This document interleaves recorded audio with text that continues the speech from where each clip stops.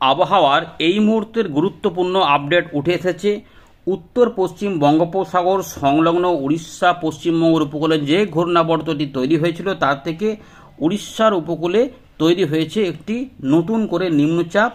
মঙ্গলবার সকাল 5:30টার দিকে এটার প্রভাব থাকবে 48 ঘন্টা এবং এর প্রভাবে আমরা কিছুটা বৃষ্টিপাত দেখতে পাবো। 28 তারিখ থেকে শুরু হবে গাঙ্গেয় পশ্চিমবঙ্গে, তবে উড়িষ্যা এবং ছত্তিশগড় অন্ধ্রপ্রদেশের দিকে এর প্রভাবে ভারী বৃষ্টিপাত, দু এক জায়গায় অতি ভারী বৃষ্টিপাত হতে পারে। তবে গাঙ্গেয় পশ্চিমবঙ্গে এই দুটো দিনে অর্থাৎ বুধবার পর্যন্ত সময়কালের মধ্যে বৃষ্টিপাত সেভাবে থাকবে না এবং 28 তারিখ প্রথম ভাব পর্যন্ত থাকবে না। মানে মোটামুটি পরিষ্কার এবং রোদ ঝলমল আকাশ এবং তাপমাত্রা একটু বৃদ্ধিও পাওয়া যাবে, গুমোট গরমটাও থাকবে কারণ জলীয় বাষ্প থাকছে। তবে এই একই সময়কালের মধ্যে যেটা দেখা যাবে বিকেল থেকে সন্ধ্যের বা ওই দিক থেকে রাতের মধ্যে আমরা উত্তরবঙ্গের জেলাগুলিতে বরং 2 থেকে 3 দিন হালকা মাঝারি ভারী বৃষ্টিপাত, দু এক জায়গায় সামান্য ভারী বৃষ্টিপাত পেতে পারে এমন সম্ভাবনা রয়েছে। বাংলাদেশের রংপুর, ময়মনসিংহ, সিলেট, কিছুটা রাজশাহী এদিকেও থাকবে। তবে 28 তারিখ থেকে যে পরিবর্তন হবে তাতে কিন্তু ত্রিপুরা, মিজোরাম, বাংলাদেশের চট্টগ্রাম, ঢাকা, বরিশাল, খুলনা এই বিভাগগুলি সহ গাঙ্গেয় পশ্চিমবঙ্গে বৃষ্টিপাত ঢুকতে চলেছে। আমরা পুরো বিষয়গুলিকে দেখাচ্ছি। আপনারা কে কোথা থেকে দেখছেন খবরে অবশ্যই কমেন্টে জানাবেন এবং নতুনরা চ্যানেলটিকে বা সাবস্ক্রাইব বা ফলো করে রাখুন। এর পাশাপাশি নিম্নচাপ সম্পর্কিত গুরুত্বপূর্ণ আপডেট পাবেন, তাই নিয়মিত নজর রাখবেন চ্যানেলটিতে। দেখুন, ইতিমধ্যে নিম্নচাপ ক্ষেত্র যেহেতু তৈরি হয়ে গেছে, তাই উড়িষ্যার উপকূলের দিক থেকে আস্তে আস্তে এটা উত্তর পশ্চিম বঙ্গোপসাগরে আমরা যেটা দেখব 27-28 তারিখ পর্যন্ত কিছুটা ঝোড়ো হাওয়া থাকবে। মূলত এই জায়গাতে থাকবে, কিছুটা শক্তি বাড়ানোর কথাও বলেছে আলিপুর আবহাওয়া দপ্তর এবং এই জায়গাগুলোতে কিছুটা দমকা ঝোড়ো হাওয়া থাকবে। বিরাট আকারে যে ঝড় থাকবে তেমনটা কিন্তু নয়, তবে গতিবেগ যেহেতু বাড়াবে বলেছে তাতে কতটা হবে 45 পর্যন্ত যাচ্ছে, অর্থাৎ সুস্পষ্ট নিম্নচাপ পর্যন্ত ম্যাক্সিমাম হতে পারে এটার প্রভাব। এবং আমাদের গাঙ্গেয় পশ্চিমবঙ্গ সহ বাংলাদেশের উপকূলবর্তী কিছু অঞ্চলে দমকা ঝোড়ো হাওয়া কিছুটা বইবে, যেটা এখন থেকে ইতিমধ্যে আস্তে আস্তে বইতে শুরুও করে দিয়েছে। 28 তারিখ পর্যন্ত থাকবে।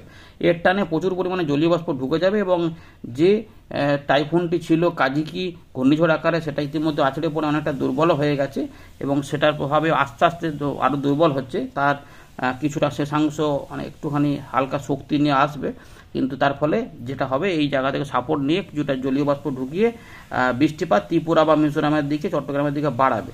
তো দেখুন বৃষ্টিপাত কেমন হবে। তো মঙ্গলবার কিন্তু দক্ষিণবঙ্গে সেভাবে বৃষ্টিপাত নাই বললে চলে, একদম উপকূল তীরবর্তী কিছু অঞ্চলে বা 2-1টি জেলাতে, মেদিনীপুরের দিকে, ঝাড়গ্রামের দিকে, কাছাকাছি কিছু এলাকাতে একটু মেঘলা ভাব হতে পারে। বৃষ্টিপাত হবে কি হবে না গ্যারান্টি নেই, হলে খুবই লাইট, যেটা বলে ভেরি লাইট, মানে না হওয়ারই মতো, আর হালকা হালকা বৃষ্টিপাত কিছু সময়, অল্প সময়ে, এর বেশি কিছু নেই। রাত থেকে সকালে উত্তরবঙ্গের যে জেলাগুলি রয়েছে, এই যে জেলাগুলি রয়েছে উত্তর দিনাজপুর, আলিপুরদুয়ার, কোচবিহার, দার্জিলিং, কালিম্পং, বাংলাদেশের রংপুর বিভাগের মোটামুটি উত্তর ভাগ, এর পাশাপাশি আসাম, মেঘালয় এবং ময়মনসিংহ, সিলেটের উত্তর ভাগ সহ দক্ষিণ আসামের শিলচর, করিমগঞ্জ অববাহিকা এবং ডিব্রুগড় এই অংশগুলিতে মাঝারি থেকে মাঝারি ভারী বৃষ্টিপাত থাকবে।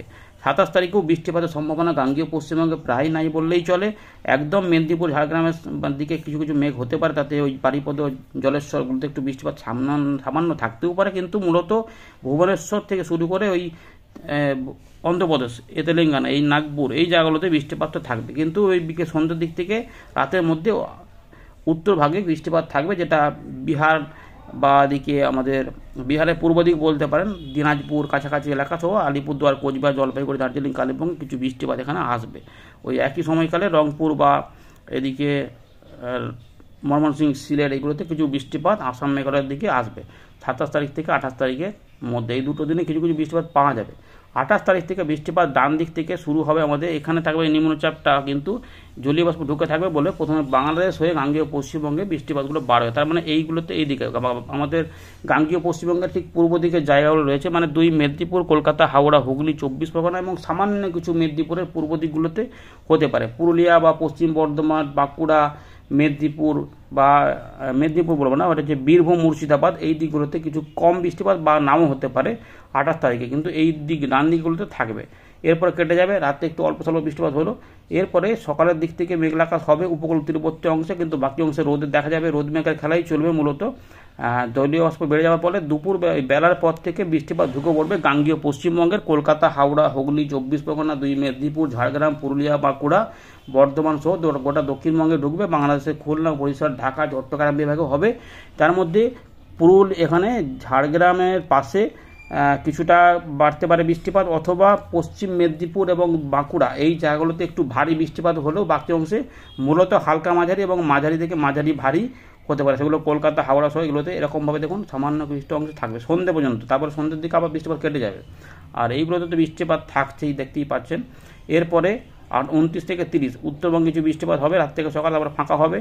শনিবার 30 তারিখ বৃষ্টিপাত কিছুটা বাড়বে, বাড়বে বলতে ছড়াবে, কিন্তু মূলত হালকা থেকে মাঝারি মানে 2-1 পশলা বৃষ্টিপাত হবে। সেটা হচ্ছে যে দুপুরের এই বেলার পর থেকে ঠিক সন্ধ্যে পর্যন্ত। 5টার পর থেকে হয়তো বৃষ্টিপাত নাও থাকতে পারে বা ম্যাক্সিমাম 6টা পর্যন্ত টানতেও পারে, তাও জায়গাগুলো অনেকটা কমে যাবে। আর 31 তারিখে বৃষ্টিটা হবে, কিন্তু অনেকাংশেই কম হবে, একটু 1-2 পশলা বৃষ্টিপাত হালকা উপরে থাকবে বা একটু মাঝারি, খুব বেশি নয়।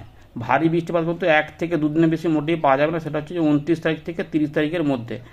1 তারিখের দিক থেকে বৃষ্টিটা একটু কমে যাবে, আবার 4 তারিখের দিক থেকে কিছু কিছু করে বৃষ্টিপাত আস্তে আস্তে ঢুকতে পারে। এই রয়েছে আপাতত খবর।